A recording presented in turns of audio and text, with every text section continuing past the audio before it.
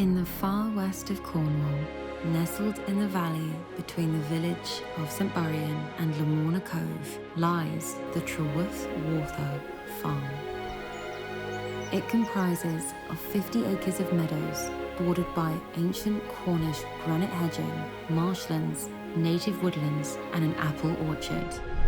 The farm is unsprayed, and for much of the year, the meadow's grasses and flowers are allowed to reach full maturity, reseeding themselves and providing the perfect habitat for our native wild species.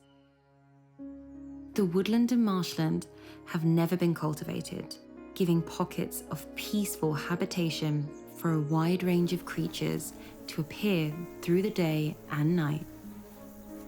Rare meadow plants are commonplace here, now classified as nationally scarce. Fumitory thrives on the farm's land. The scarcity not only affects its own population, but is seen to directly impact the turtle dove that has had a massive population crash of 93% since the 1970s. Due to the plant's abundance here, both bird and plant species have been given a second chance of population stability. As the sun rises, it warms the farmlands on this morning in late July. The recently cut fields reveal early risers, getting the first pick of the new shoots rising through the hay. The newly topped orchard creates a soft base for a morning nap, but this might be cut short for this little harvest mouse. It has had a lie-in and has not seen the danger that flies ahead. Buzzards have quadrupled their population since the 1970s, as protection has become paramount and pesticide use was reduced. Now breeding pairs of 70,000 can be seen across the UK. Pausing to stand sentinel, the raptor keenly watches for signs that dinner is served. It's a close call for this oversleeper. The top-tier predator has found their prey on the opposing field. Water for the farm is supplied directly from the borehole, which gives clean, soft water and has been filtered naturally through the granite substrata. A helping hand in the polytunnel applies a foliate feed to the vegetables. The feed is a traditional mix of nettles and comfrey found on the farm, mulched in rainwater. This natural fertilizer is given to plants once they start to flower and fruit.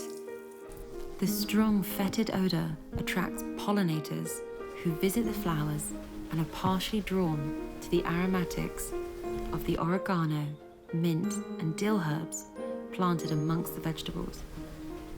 These expert pollinators, with a little anthropogenic aid, allow the natural process to occur and keep the land fruitful.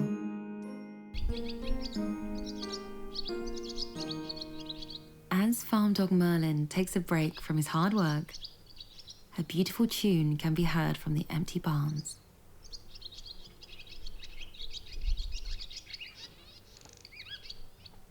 The swallow calls out. All alone, it circles back and forth into the barn to see if anyone has arrived. Nests can be found all the way through the barns, but these are all bare, indicating nobody's home, so it retreats to the pylon and waits. Finally, the late arrivals. This flight of swallows will stay here till early September, preparing for their long migration to South Africa for the winter.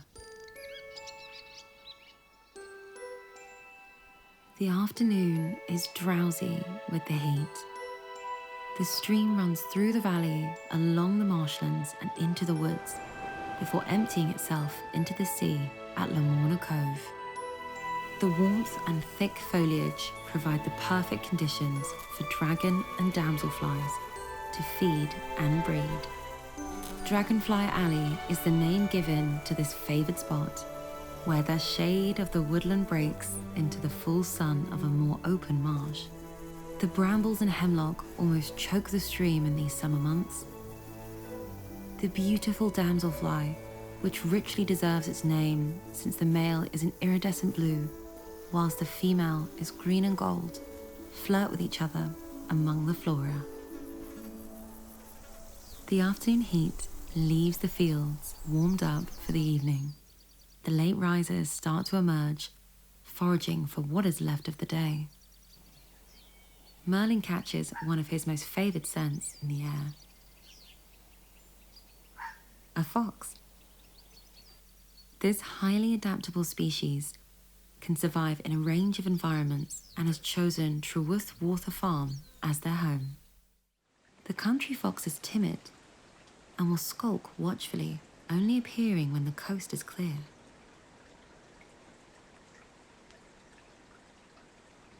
Males are seen more regularly at this time of year, as the females stay in underground dens, caring for their young that were born this spring. In the golden hours before dusk, they start to lope around the field, hedgerows, and woods in search of rabbits and mice. Climatic changes in weather between 2020 and 2021 has caused some to start a late annual molt, which usually begins in the springtime. This subtle change in short term will not affect the foxes, but with time it could bring long-term effects into the species and their population if their thick coat does not return in time for the harsh winter. Night falls and the inhabitants of Badger City start to stir. The forest thrives at night with an abundance of mammals emerging to find a midnight snack. From sets scattered across the forest, the badgers appear in search of any earthworms or nuts and fruits that they can find. They sometimes shed their inhibitions to gorge on the fermented fallen apples in the orchard, or the odd parsnip if the humans forget to close the polytunnel doors at night. They follow their chosen trails and fell trees to cover the stretch of forest for the most profitable source. Making use of the forest's fruitfulness, they get moving. Taking a detour to their latrine area, which they meticulously use, keeping their living areas clean.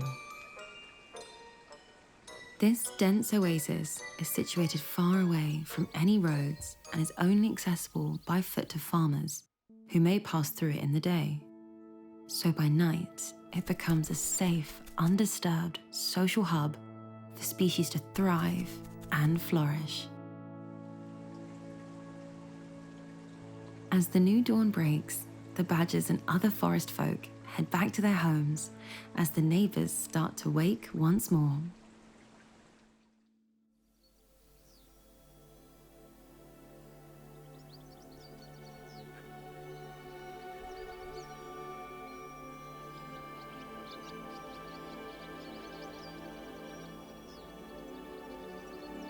Humans' constant and ever-increasing pull on resources disrupts, often catastrophically, the lifestyle of the flora and fauna that share this space.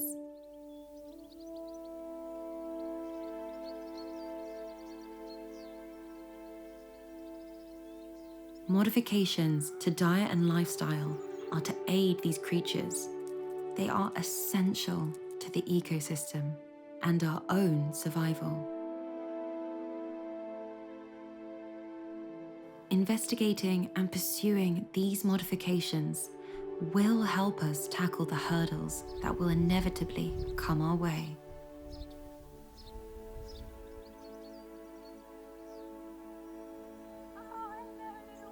For animals and humans to live harmoniously, the codependency between us will work best when it is accepted and nurtured. The farm's variety in land gives species time and the perfect climate for native, rare, and exotic flora and fauna to resurge and thrive. To preserve our Earth, working together is vital. Trewoofe Wartha Farm stands as a symbol of our future.